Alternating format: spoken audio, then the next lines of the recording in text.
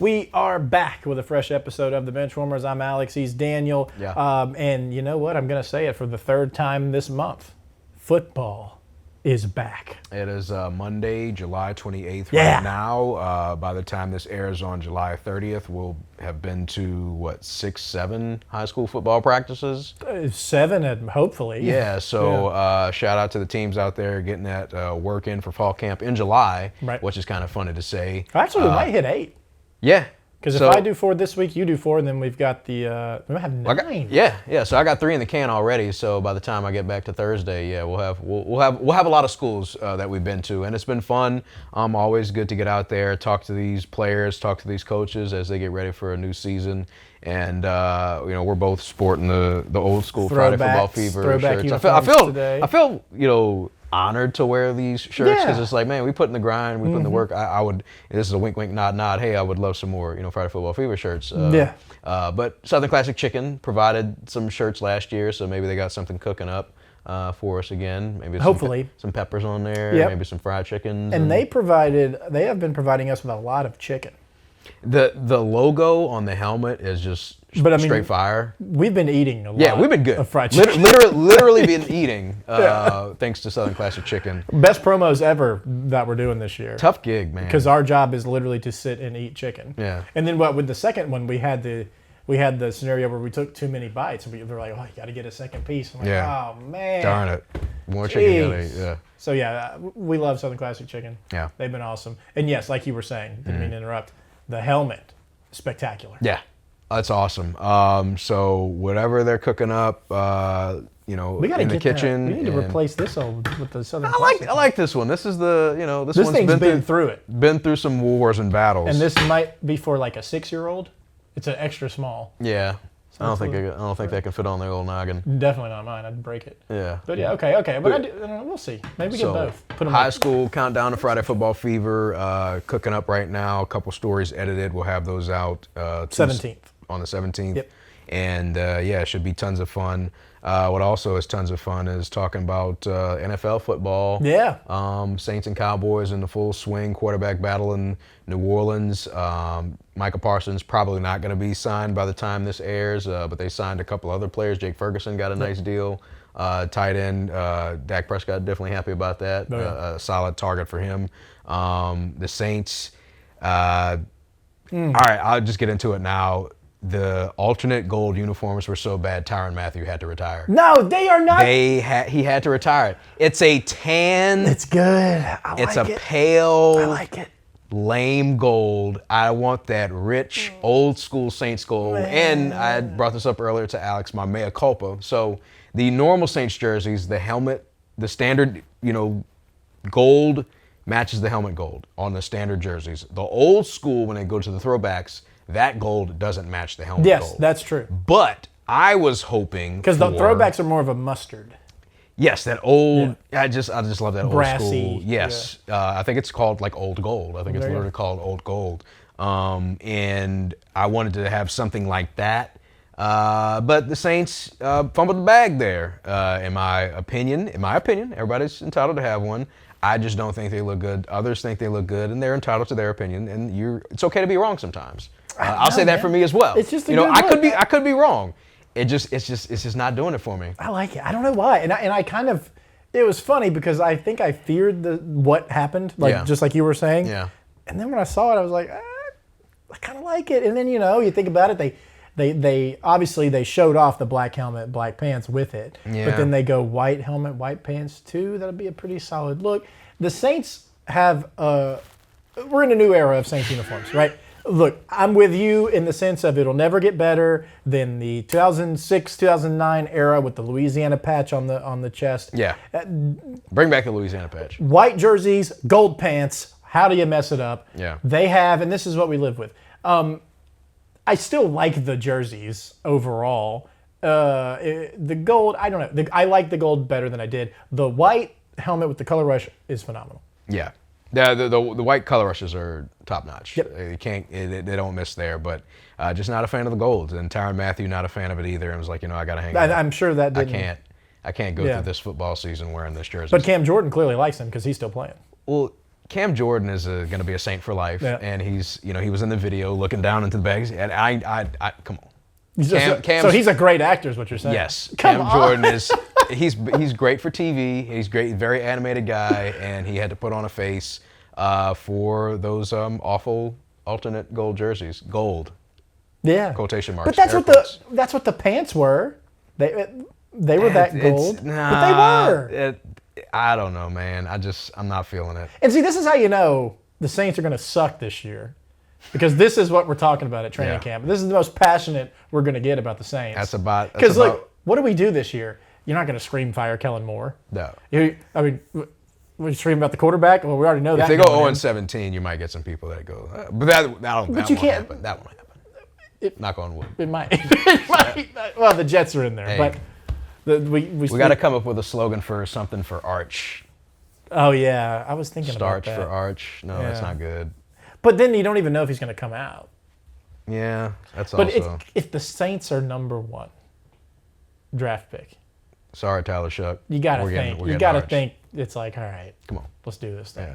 Yeah. My scenario is that Texas makes not only a deep run to the college football playoff, but like wins the whole darn thing. Yeah. You capitalize on it, and Arch is a factor in it. Like Heisman finalist, like capitalize on your momentum. I mean, I want Arch to have the greatest year of his life, and the Saints to have the worst year of theirs. Yeah. And that leads to all roads lead to Yeah. the chosen one returning to save us all. From the Tyler Shuck, Spencer Rattler, Jake Hayner. Why is Jake Hayner even in it? Because he's got it. You got to throw a body in there. I'm rooting for Tyler Shuck. Me too, because but I was so against the pick. But is it Hayner getting first team reps too? Because they got to do it. But I why? guess. Because he's not good enough. He was worse than Rattler last year, and he's been there. He's technically an NFL veteran. Technically an NFL veteran. He doesn't have a win. He has as many wins. Him and Rattler have as many wins as Shuck in the NFL, which is 0. He's got that one awesome picture though, where he's like pretending to be a model. So he's got that going for him. Great picture. Yeah. But yeah, so hope's still down. But exciting news though, when this comes out on Wednesday, we will be 1 day away from NFL football on our television screens.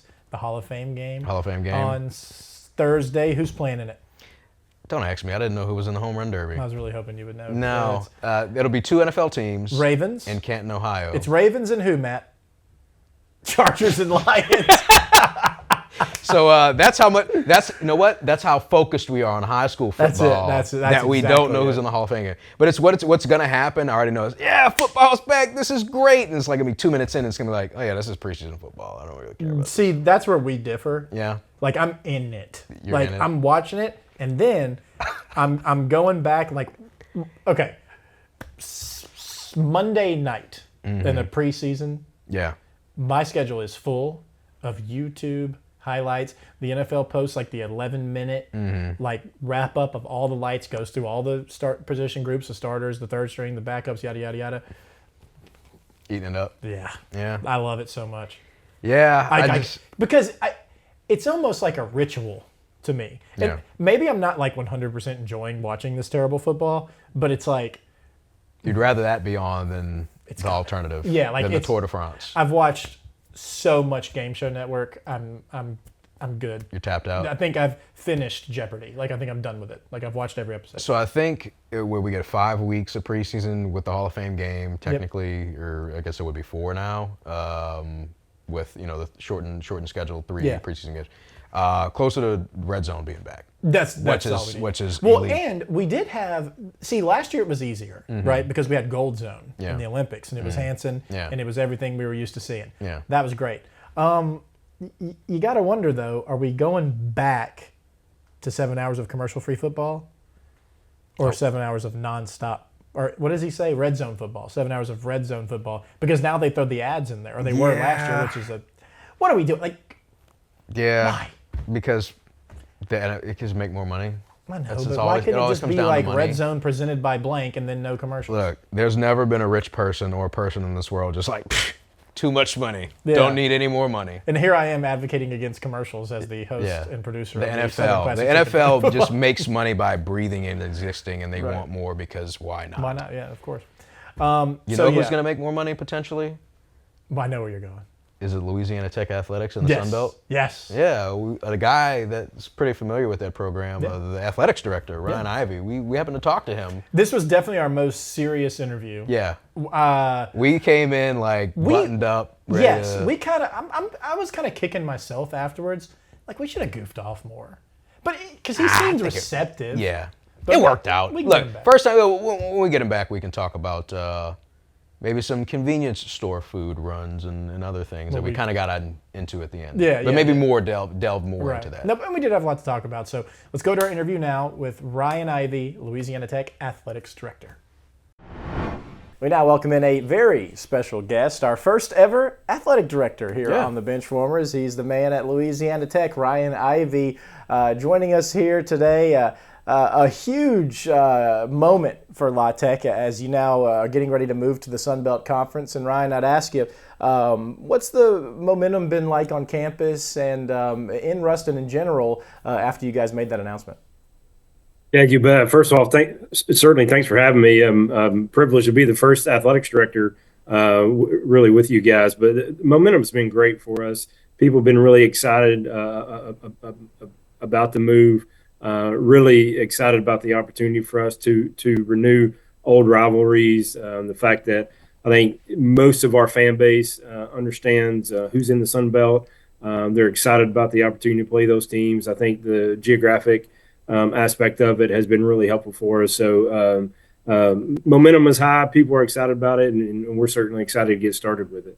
Yeah, something I loved from your comments at the press conference when you guys made that announcement was, the hate is back, and I think some people kind of shudder to hear that word. But look, man, as you said, that's football, that's sports, and how exciting is it to know that you're going to have games with UL Lafayette, ULM, and Southern Miss every year in every sport?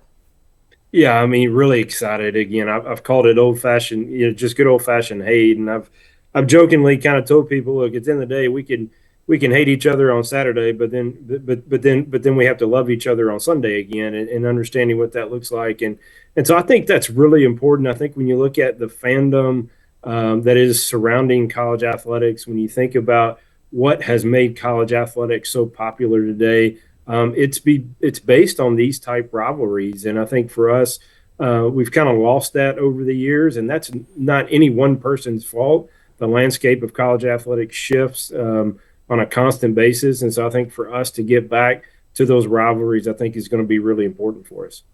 In talking about that shift, when you were hired in 2004, Conference USA had already experienced a number of teams leaving for the Sun Belt and other conferences. When you were first brought on, was this a possibility in your mind that could be in the future for Louisiana Tech Athletics? Yeah, I think conference realignment is something that, as an athletics director, you constantly have conversations about. It's not something that you can just put on the shelf and then bring it out whenever it's convenient. I think it's something that you continuously have to have conversations about. You have to utilize your network, certainly build relationships with colleagues across the country. And so I think that was something that was very important to us. Again, just really maintaining and managing the landscape that is conference realignment, having our pulse on that, having conversations to where if an opportunity came about, we wanted to really make sure that we could evaluate it appropriately and not do something and certainly make a rash decision. And so I think we're able to do that. I think we started these conversations. I know I've had conversations for several months just about where does Louisiana Tech fit in conference alignment and certainly conference membership. And I've had multiple conversations internally with staff and certainly with external stakeholders as well. And I think we've landed in a good spot. These school presidents and chancellors ultimately make the decision. What was your level of input on maybe advocating for the Sun Belt with Dr. Henderson and maybe crosstalks with other ADs to make sure Louisiana Tech had a road and a path into the Sun Belt? Yeah, look, I think ultimately, I've said this for a long time, the athletics director's position to me is a definition of middle management. I mean, we manage up to our president, into our respective boards. We manage horizontally with our colleagues and others around, and then obviously we have to manage a department. And so understanding that, I think, is first and foremost. And so for me, my job as the athletics director is to make sure that I'm providing my CEO, my boss, with the most up to date information possible, making sure that I'm providing a recommendation, and that's ultimately all that it is certainly a recommendation. But I have to make sure that I'm the subject matter expert when it comes to these specific areas and topics. And so, having the ability to have conversations with colleagues across the country, the relationships, and certainly the network that I've built over the years, I think has certainly been helpful for that. And just understanding again who we are as an institution, who we are as an athletics department, and how it aligns with certain other conferences, I think it's part of the conversation that I've had over the last 16 months. And really a short time on the job, all things considered, and you've accomplished a ton. I mean, even with this Sun Belt stuff obviously being a huge one here, but in this ever-growing or ever-changing landscape of college athletics, how important is it for you guys to stay active, to continue innovating, and kind of meet this challenge head on? Well, I think it's critical. I mean, ultimately, if you guys are familiar with the movie Moneyball, I mean, there's a line in that movie that says "change or die," and I think ultimately, while I don't know that it's that extreme, I think we have to always be looking at opportunity to certainly reinvent how we operate and how we do things, and making sure that we are creating an opportunity for us to really take advantage of the current landscape and giving our coaches and our student athletes a chance to compete for championships and certainly participate in national postseason tournaments. And so I think those are the conversations that we have on a daily basis. No one knows what's going to happen next from a college athletics standpoint, but I think we always have to have conversations and certainly be forward looking. And I think the next biggest change that's coming up or already in place, if you will, is the revenue sharing aspect of college athletics with the House settlement. How does that affect Louisiana Tech, and what ways are you as an athletics director doing to find other revenue streams to compensate these athletes? Yeah, I mean, it's a great question. I think it's one that we've been looking at for the last, 7, 8, 9 months. I feel like we've got a good plan in place with where we are, really how it is that we're operating moving forward. I would tell you, like, I struggle with the term revenue share, and especially with institutions like ourselves, just because, yes, there's revenue being generated, but essentially what we're talking about now is just enhanced student athlete benefits and the ability for us with the House settlement, with additional scholarship dollars, with Alston payments, cost of attendance payments, and then obviously direct NIL, student athlete NIL payments. I think that's just all part of that expense aspect of now from a college athletics perspective, and things that we look at from a budget development standpoint. And so, for us, I don't know, it's about taking, hey, we've got X amount of dollars in revenue, then how do we carve off, 50% of that to share? It's really, all right, what do we need to be successful? What are the areas in which we need to be able to compete? And can we do this through multiple avenues and through the multiple compensation avenues that we have? And I think the House settlement gives us that flexibility. Obviously, there's a $20.5 million cap. We are not going to get probably close to that cap moving forward. And so how do we take the opportunity and understand those within, from a competitive peer standpoint, how are we moving forward and certainly being competitive in that landscape? And I certainly believe we have created a good place for us. Yeah, certainly a ton of challenges, as a group of five team or university, growing challenges, as we mentioned, with this revenue sharing or however you want to word it. Where does that passion for you come from as someone that obviously wants to be heavily involved in college athletics and someone who wants to meet this challenge? When did it start, and when did you realize that this was a path you wanted to go down for a career? Yeah, that's a great question. I've been involved with athletics since I was 4 years old, and from playing, little league all the way on up, and had the opportunity to be a student athlete at the University of Memphis.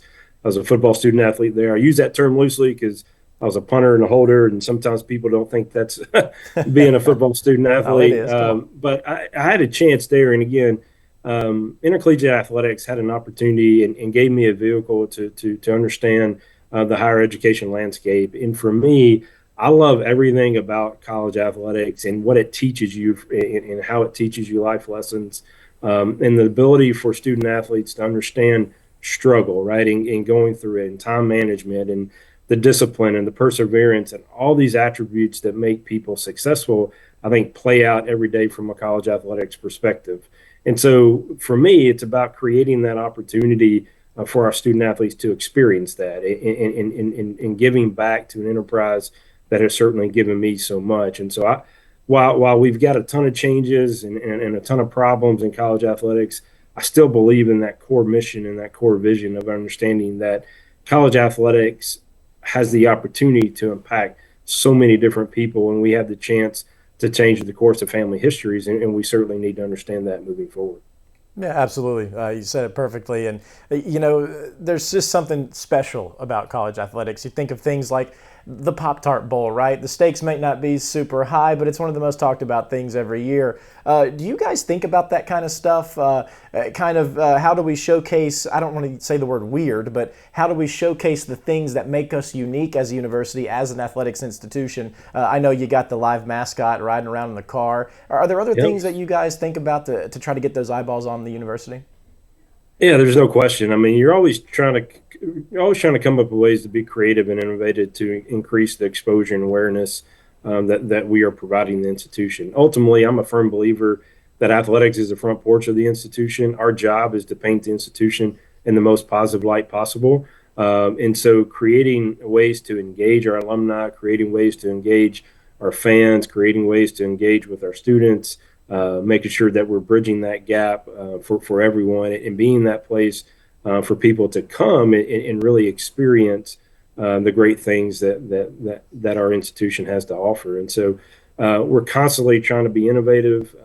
I tell our external staff all the time, like whether you're 2 or 92, we should have something for everyone. And so what are we doing to create this game day experience that they're going to really enjoy and want to come back for? I've said for a long time that the greatest compliment that we could get is hearing fans leaving saying, I don't know who won, but I had a great time. And so how do we create that opportunity for them, knowing that we're not always going to get it right, but making sure that we have that thought process in the center of our decision making. A typical day for you as an athletics director, whether you're making calls or writing emails, what is a typical day for you in Ruston, trying to navigate this ever-changing world of college athletics?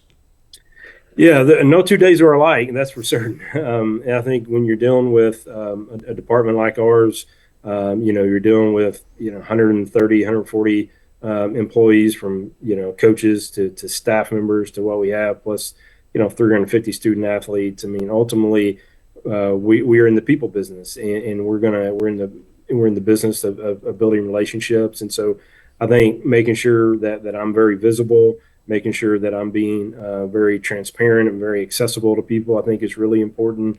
One of the greatest things, and I've said this for a long time, one of the greatest things about college athletics is the emotion that people have with it, the passionate fan bases that come along with it. It also can be a challenge because when people get passionate, then they certainly want to express their opinions and thoughts as to really what's going on. And so I think for me, having the ability to be able to really build those relationships with people, understanding where others are coming from, making sure that we're communicating the story, making sure that we're telling all the good things that are going on from an athletics department standpoint. I mean, that is part of one of the main reasons or the main job functions that I have. And so I think that is a constant every day, along with just managing, the financial operations, everything else, the operational efficiencies of the department as well, and just again creating an opportunity for leadership and leadership development for our staff. I think is really important. Ultimately, as the athletics director, I have to divest control of the department to all of our coaches and all of our staff, but yet maintain responsibility. And so that's something that I try to do every day. This would be a kind of off-the-wall question, but we're big uniforms guys here on the Benchwarmers, and I know that you guys have some of the best sets out there, whether it's just the traditionals, the light blue, the American flag and the logo on the helmet. In college athletics, that's something we've seen every school pumping out a bunch of different looks and everything, keeps the kids excited. What goes into having an idea for an alternate uniform or an alternate helmet, getting it made? Do you have to get it approved? How does that all go down? Yeah, that's a great question. For us, we're always constantly, again, trying to figure out ways to engage our fan base, but also from our student athletes and player perspective as well. I mean, we've all heard the saying, look good, feel good, play good. And so how are we creating an opportunity for our student athletes to be a part of that process as well? We've got some iconic looks for us when you think about Louisiana Tech and the red, white, and blue. It's a great color palette that we can use. When you think about, the texture blue that we've certainly had, Columbia blue, over the years, and how that's been integrated from a departmental standpoint. I think we have some real unique opportunities to make sure that we're creating a great look for our programs and all of our programs, right? Not just football, but all of them as well. And so we take great pride in that. We want to make sure that we're maintaining the standard that we have, but also having some fun with it. And so anything that we can do to create some engagement, create some notoriety, create some opportunities for people to engage from a social standpoint, we certainly want to do that. And that's been part of our uniform combination process as well. Yeah, slick looks. Baseball's got some great unis. Obviously, basketball, the Texters. Always a fan to see what you guys are wearing. We're getting ready to wrap things up, so we have some sillier questions for you now. And first, as a student, a former Ragin' Cajun, I'd have to ask, and I don't care about this as much as other people do, but I have to ask, what would it take to have anyone officially with Louisiana Tech call them Louisiana and not add that in Lafayette to the end? I think that's a great question. One I've been asked already by some folks down in Lafayette as well. Look, I think ultimately we're going to make sure that we're going to be good partners and good conference members. But for us, I mean, their official institution name is the University of Louisiana at Lafayette. The mascot's a Ragin' Cajun, so we're going to make sure that we stay true to that, just like we would do with any other institution that we have from a league standpoint. I also think it helps the rivalry, right? Right. I mean, it's part of that poking and prodding a little bit, and I go back to that good old-fashioned hate a little bit of it as well. So I don't know. Again, never say never in this business, but I certainly think it would take a lot to be able to do that. And last one from me, it's a bit of a two-parter. One, have you ever been to a Buc-ee's before? I have, you bet. I spent 6 years in Texas, and so I typically, when I was traveling around Texas, when I was AD at Stephen F. Austin, I made sure to kind of plan some of my trips around Buc-ee's. And the second part of that question is, what is your go-to Buc-ee's order when you're going in? You got money to spend, no health repercussions. What is Ryan Ivey getting at Buc-ee's? So I've got a couple things. One, I love their gummy worms. Yes. I think they've got some great gummy worms. So I try to get that. My two boys and I will share those every once in a while. I always enjoy a good Buc-ee's cup of coffee, a little medium roast cup of coffee there is really good. And then I've really gotten into their blueberry muffins. Had a friend of mine, a colleague at SFA, that kind of put me onto those. So sometimes I'll get a blueberry muffin, have it warmed up in the microwave a little bit, and have a cup of coffee and kind of set you up. That's a pro move right there. Buc-ee's coming to Ruston, so have the gummy worms ready, That's the coffee, yeah. and the blueberry muffin. The fudge is great too. I mean, there's just so many things there. I mean, it's an experience all to itself. So. Oh yeah, you can't go wrong. Yeah. I mean, I know that my trips to Ruston will increase with the Buc-ee's in there for sure. I cannot wait for that. I'm sure there's some merchandising opportunities to get some Louisiana Tech gear into the Ruston Buc-ee's. Yeah. I don't want to make any marketing decisions for you, but I think there's an opportunity there. Yeah, I'm sure. Yeah, no question. We can make that work. I did want to ask you one last thing, and it probably is really dumb, but was it awkward going to Conference USA Media Days a week after doing the Sun Belt announcement? Yeah, I think it's always awkward when you're in this type of situation, right? And you try to be as professional as you can, understanding that this is not, it's not any one person's fault or responsibility, if you will. It's just part of the business that we're in. And so I think for us, it was just about being as professional as we can, and credit to them. They were certainly that way as well. And so I think we just move on and you do it and you figure it out and certainly look forward to other opportunities really up on the horizon. Absolutely. Well, Ryan, we really appreciate you taking the time to chat with us today. That was like the most real interview we've ever done on this show. We're usually just goofing off the whole time, but it was awesome. And I love the momentum you guys have right now. Congrats again on the Sun Belt move. And we're certainly, as folks that cover your institution, we're looking forward to seeing the future, man. Well, you bet. Appreciate the opportunity to be on with you guys. And look, you guys are welcome to Ruston anytime. We'd love to have you. Well, Yes, we'll sir. be there. All right. Thank you. Great time with Mr. Ivey, and awesome for him to hop on and take a minute to chat with us because he's been pretty busy. Yeah. And, I wish them well, whether it's 26, 27, when they actually get in. Just those regional rivalries. I'm looking for that Southern Miss baseball game when it actually, because they've played out of conference. Yeah, but it's different. But once you're in conference, football as well, having that back, and the ULM Louisiana Tech game, that's just going to be like awesome why to are see. we running from this, or Yeah. why have we been in general? Right? Talking about adding the extra L, like to UL. That's what I'm. That's college athletics. And he said it in his press conference. We talked to him about that a bit, but that's why we watch, and that's how you're going to get. That is the pull now. Every school in Louisiana calls Louisiana Lafayette because that's what they are. Right. And it just is what it is. Embrace it. You know? Yeah. Look, I just think It's funny. sports hate. It's sports hate. It's funny. Like, And that first Tech ULM football game, Yeah. it's going to be bonkers, man. Yeah. Everyone's going to go to that game. Yeah. Remember way back when, this may have been before you were here, the first time they played Northwestern State in forever, and NSU beat them in the last second field goal? before I got here, but I've heard stories It was about insane. it. Yeah, it was crazy. Yeah. And it so- was crazy because I was on the sidelines of LSU as, Hot and Zone Dak Prescott was just destroying Dakota Rain, boy. 70-yard touchdown run Man. right to the camera. What oh, a, man. What a dive night. in the end zone, right? What a night. Yeah. Ah, Man. I was like the only person in that stadium happy about that outcome. I was like, Yeah, I just remember the shot of his dad in the stands, just like my son. It just ran all. like, and I'm in like the LSU presser, and it's like all sad. And I'm just, Yeah. it's pretty awesome. What a game, man! Yeah. That was great. Something that we touched on in the interview at the end was the Buc-ee's order. My go-to Buc-ee's order, either the pulled pork or the brisket sandwich. Yep.